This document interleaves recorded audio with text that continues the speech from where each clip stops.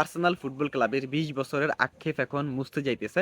এই বিকেল বেলায় এই মিষ্টি বাতাসে কোনটা বেশি আমার কাছে এখন মিষ্টি মনে হইতেছে বা কোনটার জন্য আমি একটু হ্যাপি যে আর্সেনাল ২০ বছর পরে তারা ইংলিশ প্রিমিয়ার লিগ জিততে যাইতেছে। এটা যেরকম এখন ক্লিয়ার, এই আজকের বিকেলের এই মিষ্টি বাতাস আমাকে আরো বেশি ক্লিয়ার করে দিচ্ছে বা আমাকে আরো বেশি সতেজ করে দিচ্ছে যে আজকের এই বিষয় নিয়ে কথা বলতে, যে ম্যানচেস্টার সিটি কিভাবে তারা চোখ করে যাইতেছে। আর্সেনাল তাদের বিপক্ষে যেরকম অভিযোগগুলো থাকে যে তারা নেটফ্লিক্সের সিরিজের মতো কখনোই শেষ হয় না, একের পর এক সিজন আসতেই থাকে, একের পর এক সিজন আসতেই থাকে, কিন্তু তারা কখনো শেষ করতে পারে না। লাইক নেটফ্লিক্স সিরিজের ওরকম থাকে যে তারা কখনো সিজনগুলো শেষ করতে পারে না, কোনো একটা ড্রামা সুন্দর করে শেষ করতে পারে না। একের পর এক সিজন চলে আসে, কাহিনী আগে বাড়তেই থাকে। এবং আর্সেনালকে নিয়েই সেম অভিযোগ যে তারা কখনো লিগ জিততে পারতেছে না, তারা একের পর এক next season next season next season করতেছে।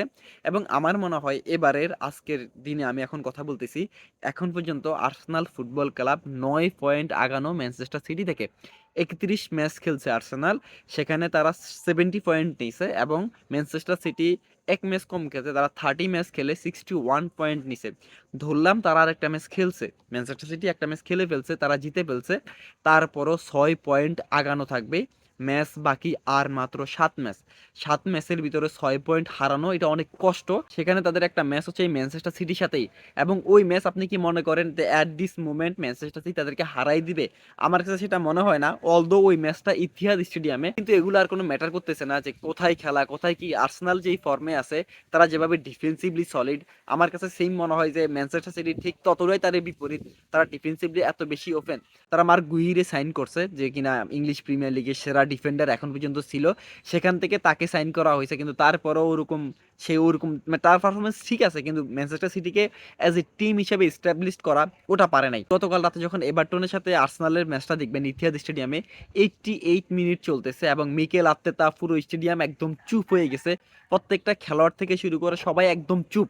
পুরো এমিরেট স্টেডিয়াম এতটাই চুপ হয়ে গেছে, মনে হইতেছে এখানে একটা ফুটবল খেলা হইতেছিল না, এখানে জাস্ট একটা ফুটবল ম্যাচ হইতেছে, ফ্রেন্ডলি ম্যাচ হইতেছে। কেউ ম্যাচ দেখতেছে না, কোনো শোর নাই, চিৎকার নাই, কিছু নাই, ওরকম স্তম্ভ। ঠিক 88 মিনিট যখন গোলটা পায় ভিক্টর ইয়োকেরেশ, এবং সেখান থেকে পুরো স্টেডিয়াম এরকম ভাবে দাবানলের সৃষ্টি করছে, মনে হয়েছে যে পুরো স্টেডিয়াম, এমিরেট স্টেডিয়াম ভাঙা পড়তেছে, পুরো ব্লাস্ট হয়ে যেতেছে। তারা এরকম ভাবে খুশি মানাইতেছে, কারণ তারা জানে এই জয়টা তাদের জন্য কত কিছু ডিফাইন করে। কারণ যদি তারা এখান থেকে পয়েন্ট লুজ করে ম্যানচেস্টার সিটিতে, তাদের পয়েন্ট ব্যবধান হয়ে দাঁড়াবে 3-4 এরকম। সেখান থেকে আমরা যেটা দেখতে পাইছি ইউক্রেশ, এই ভিক্টর ইউক্রেশ, তার positioning sense as a striker, একজন প্রফেশনাল স্ট্রাইকার যার ভিতরে একদম ডিরেক্ট নাম্বার 9। সে জানে কোথায় তার প্লেসমেন্ট দরকার, কোথায় সে রান মেক করবে, কোথায় গিয়ে দাঁড়াবে, কোথায় সেট পিস থেকে ওই গোলটা আসবে। হ্যাঁ, তাদের প্রথম গোলটা সেট পিস থেকেই ছিল, আপনি যদি ওরকম কাউন্ট করেন ওটাও একটা সেট পিস। তো ওই যে ওখান থেকে মার্টিনেলি যে হেডার, এবং যে গোলকিপার যে ছিল সে একটু ভুল করে ফেলছে, সে মনে করছে যে বলটা সে পাবে, কিন্তু ইনসাইড কার্ল যেভাবে বলটা আসতেছিল সেভাবে গোলকিপারদের জন্য এবার ওই পজিশন থেকে বলগুলো সেভ করা অনেক বেশি কঠিন হয়ে যায়। গোলকিপারের সেই ভুল, এবং সেখান থেকে মার্টিনেলি একটা ক্রস পায়, এবং সেখান থেকে আমরা দেখতে পাই যে ভিক্টর ইয়োকেরেশ সে কিনা একদম বক্সের ভিতরে গোলবারের সামনে যেভাবে তার প্লেসমেন্ট, সে যেভাবে নিজেকে ফ্রি স্পেসে দাঁড় করাইতে পারছে, এটা অ্যাজ এ প্রফেশনাল ডিরেক্ট স্ট্রাইকাররাই পারেন, যেটা কিনা ম্যানচেস্টার সিটির বেলায় ছিল। আমি এটার সাথে একটু মিলাইতে চাইতেছি, যখন আর্লিং হালান্ড আসতেছিল দলে, তার আগে এটাই কথা ছিল যে পেপ গার্দিওলা চ্যাম্পিয়ন্স লিগে ভালো করতেছেন না, কারণ তার আউট অফ আউট ওই নাম্বার 9 নাই, যে কিনা ক্রান্স মুভমেন্টে তাকে একটা গোল এনে দিবে। একটা জয়ের যে আকাঙ্ক্ষা, জয়ের যে জন্য যে একদম লাস্ট মুহূর্তে একটা গোল দরকার, যে স্ট্রাইকার তার প্লেসমেন্ট, তার ভাবে তার ওই যে ফিনিশিং সবকিছু দিয়ে, সেখান থেকে আর্লিং হালান্ডকে নিয়ে আসা হয় ম্যানচেস্টার সিটিতে। তারা চ্যাম্পিয়ন্স লিগ জিতে, তারা লিগ জিতে, তারা অনেক কিছু অ্যাচিভ করেন নতুন করে।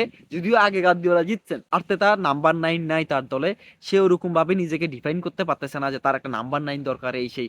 তো সেখান থেকে আমার মনে হয় যে আর্তেতা সেই ইউক্রেশে নিয়ে আসছে, এবং গতকাল রাতে ইউক্রেশ সেটা প্রমাণ করছেন কি জন্য তাকে দরকার।